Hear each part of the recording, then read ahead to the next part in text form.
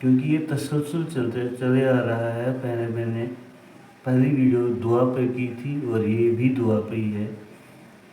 بولتے ہیں اللہ تعالیٰ کی فَمِنَ النَّاسِ مَن يَقُولُ رَبَّنَا آتِنَا فِي الدُّنْيَا.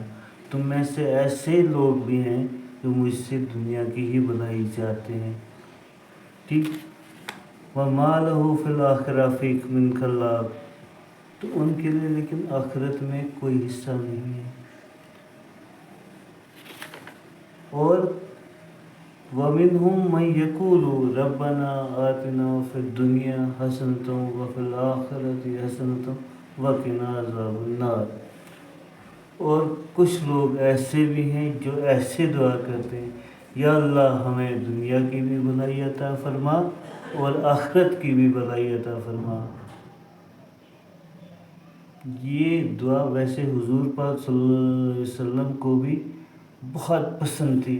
سب سے جو پسندیدہ دعائیں تھیں حضور پاک کو، وہ ان میں سے یہ دعا بھی ہے. اور ویسے بھی علماء کرام اس دعا کا بہت زیادہ تذکرہ کرتے ہیں اور یہ دعا پڑھنی چاہیے کہ یا اللہ مجھے دنیا میں بھی بھلائی عطا فرما اور آخرت میں بھی بھلائی عطا فرما. وَأُولَٰئِكَ لَهُمْ نَصِيبٌ مِّمَّا كَسَبُوا. اب یہ دنیا میں بھی بھلائی کر اور آخرت میں بھی. اور جو تم نے کمایا ہوگا، مطلب اعمال، انسان کے اعمال کا حساب تو پھر بھی دینا ہے. دعائیں کرتے رہو لیکن اعمال کا حساب پھر بھی دینا ہے. واللہ سریع الحساب. اور اللہ بہت جلد حساب لینے والا ہے. تو یہ ایک جامع دعا ہے. ربنا آتنا فی الدنیا حسنۃ وفی الآخرۃ حسنۃ وقنا عذاب النار.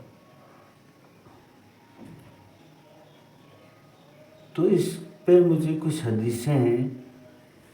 پہلی حدیث جو ہے وہ ہے بخاری 6399 اور مسلم اگر بولو گے یہ 6840.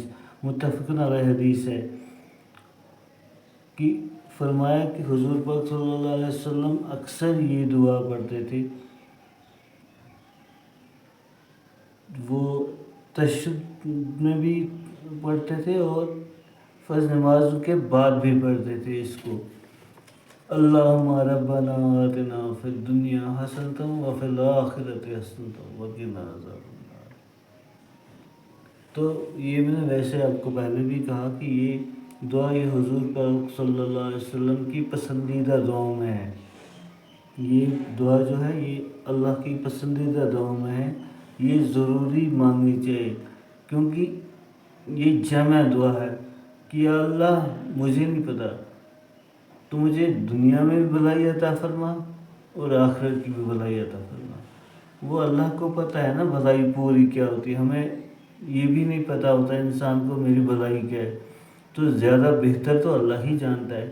تو اللہ سے ہی مانگو یا اللہ تو مجھے دنیا میں کی بھلائی عطا فرما اور آخرت کی بھی بھلائی عطا فرما. اور ایک بات ہے، دوسری حدیث ہے ایک، وہ بھی متفقن علیہ حدیث ہے. مطلب 5988 بخاری کی، اگر مسلم کی 6524. جو شخص یہ چاہے کہ اللہ اس کا رزق کشادہ کر دے، مطلب اللہ اس کے رزق میں برکت عطا فرمائے، بڑھا دے اور اس کی عمر دراز کر دے، اللہ اس کی عمر دراز کر دے مطلب لمبی کر دے، تو اسے چاہیے کہ وہ صلہ رحمی کرے. تو اس کا مطلب یہاں سے ہی ہو گیا صلہ رحمی کرے تو حقوق العباد، کیونکہ صلہ رحمی کرنی ہر ایک کے ساتھ. اس کا مطلب ہے حقوق العباد کا کنسیپٹ آیا نا. تو ہر کوئی عبادت کے اعمال کا صدقہ اپنی جگہ ہے، اس کا تو حساب دینا ہی دینا ہے کیونکہ وہ دعا اپنی جگہ ہے. لیکن یہ کوئی اللہ پاک کیا کرتا ہے یہ تو اللہ ہی جانتا ہے. لیکن یہ صلہ رحمی جو ہے، لوگوں کے ساتھ اچھا برتاؤ، رشتہ داروں کے ساتھ اچھا برتاؤ، ہمسایوں کے ساتھ اچھا برتاؤ، دنیا کے ساتھ، عام مخلوق کے ساتھ اچھا برتاؤ، یہ اس کی بہت بڑی اللہ تعالیٰ انعام دیتا ہے، رزق میں کشادگی کرتا ہے اور عمر دراز۔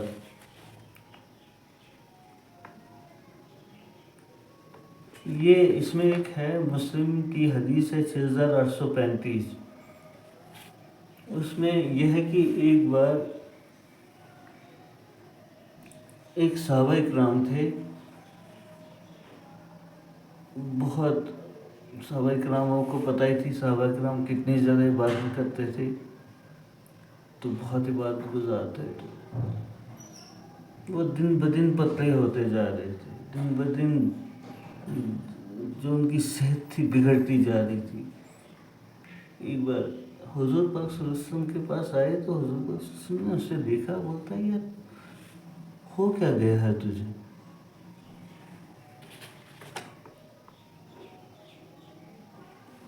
تو اس نے کہا حضور پاک صلی اللہ علیہ وسلم کو کچھ نہیں، میں اچھی طرح۔ پھر حضور پاک صلی اللہ علیہ وسلم نے کہا یار تو مجھے ایک بات بول کہ تو دعا کیا مانگتا ہے؟ تو جب دعا اللہ سے کرتا ہے تو کیا دعا کرتا ہے؟ تو اس نے بولا میں اللہ سے دعا کرتا ہوں کہ جو عذاب تو نے آخرت میں مجھے دینا ہے وہ دنیا ہی میں دے دے۔ سبحان اللہ۔ حضور پاک صلی اللہ علیہ وسلم نے کہا یہ کیا مانگتا ہے تو؟ تیری ہمت ہے یا ہم میں سے کسی کی بھی ہمت ہے کہ اللہ کے عذاب کو سہ سکے؟